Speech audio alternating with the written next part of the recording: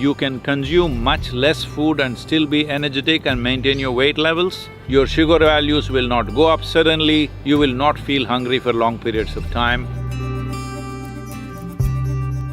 It gives you iron and it gives you a lot of fiber. So if you want to use your brain power and also physical activity, it'll work perfectly well.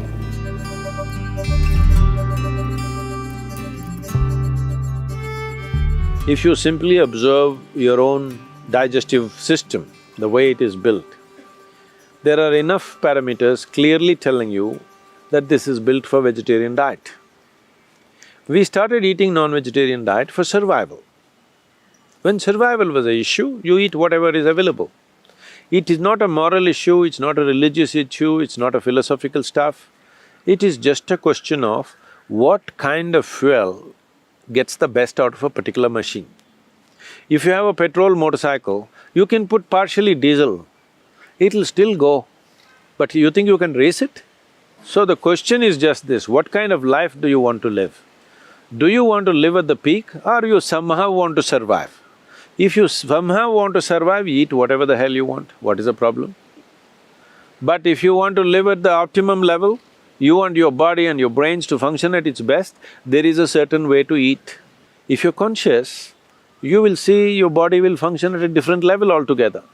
Because food is just fuel, it's not religion. You don't have to believe it, you just have to experiment with it. If you eat vegetarian diet, you have to eat consciously. You must make sure there's substantial variety.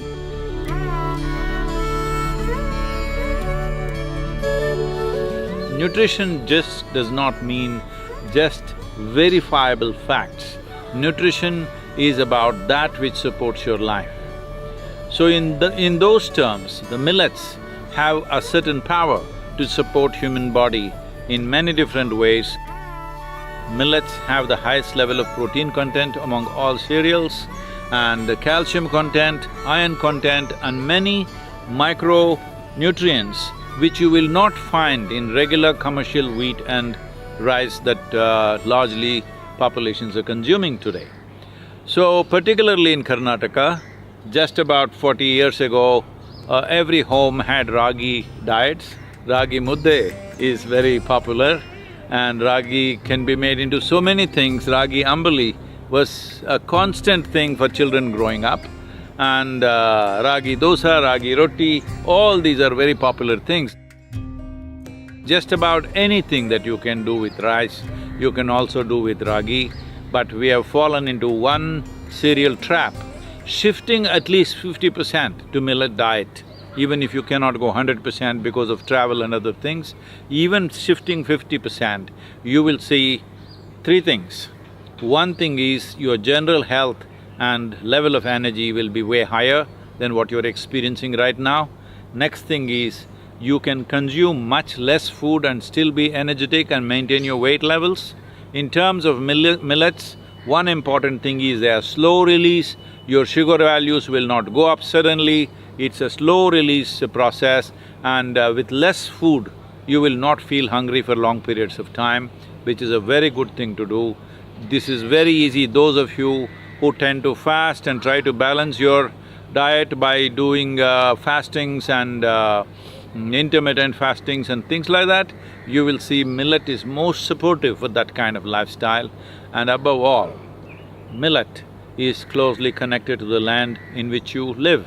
It is a natural aspect of the land and that is the best thing to consume because the land, the soil and your body are not three different things, they are one and the same. Will we get this now? Or will we get this only when we are buried? This is the only question. So millets should be brought into our lives. Every responsible citizen should do this for the well-being of their own health and well-being and for the well-being of the country and the world and the ecological diversity of the planet. And especially if you have growing children, millet is a must in your home.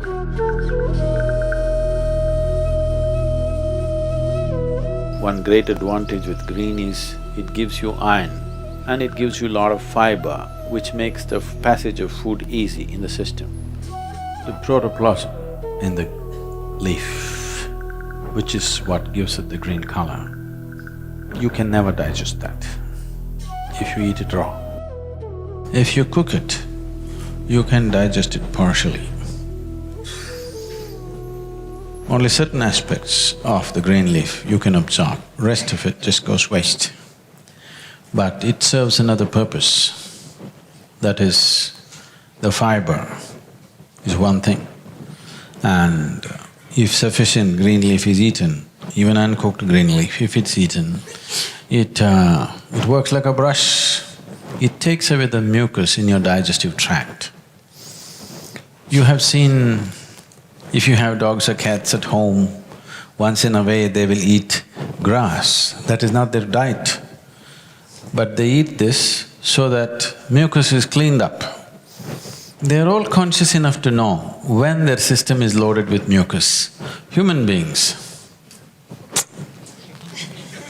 too much mucus here, so they're not able to notice it. Otherwise, you're supposed to notice it. One of the most important aspects of eating the green is it ensures that unnecessary impurities don't remain in the body. So it needs at least 24 hours or at least 18 to 20 hours before it can work like that. So if you eat greens, you must eat early in the day so that next day it works as a good laxative and it clears up everything. So if you eat it in the night, you don't benefit from that. You must eat it early in the day.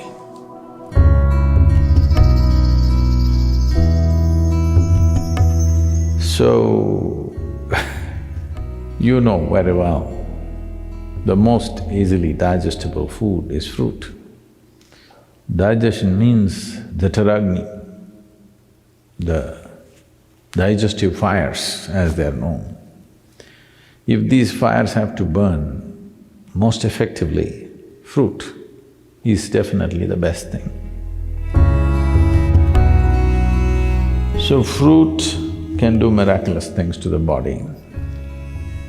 Sufficient consumption of fruit can do great things to the system. One can become very, very alive and active, no matter what is your lifestyle. But if you're doing very menial kind of job, let's say you're digging outside every day physically, not with a machine, but you're physically digging and doing very hard work, then you may find every 2 hours you get hungry because of the fruit. Because there is only that much volume you can eat, but it gets digested so rapidly that you may feel empty stomach.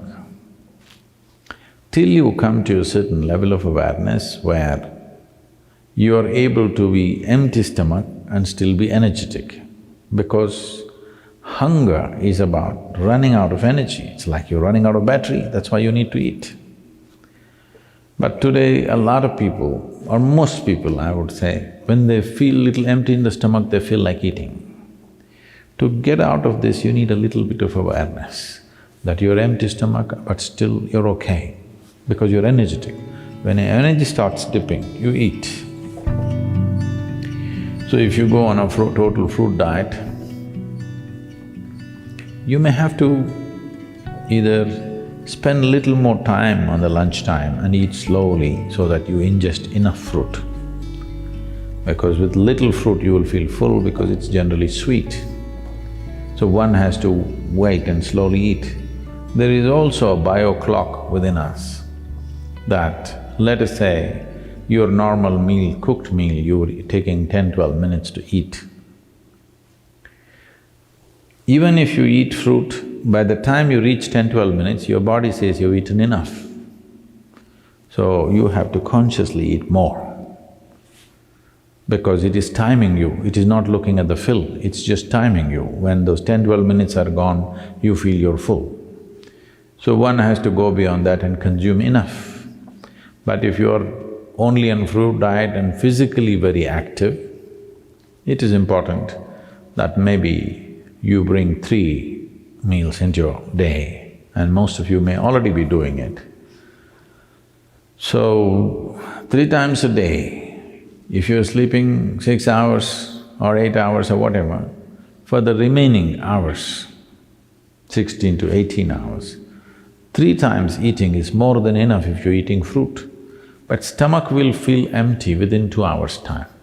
So you must get used to hanging on with high energy but empty stomach. This is the time your brain works best. This is the time as a human being you function best, it'll be good for you. So if you want to use your brain power and also physical activity, it'll work perfectly well. Yes, fruit will make a wonderful difference, especially in today's world, it's very important because we value a human being, in the work areas I'm saying. We value a human being for their brain power. So, for this, fruit will make a huge difference for sure. And ecologically, it's the most sensible thing to do.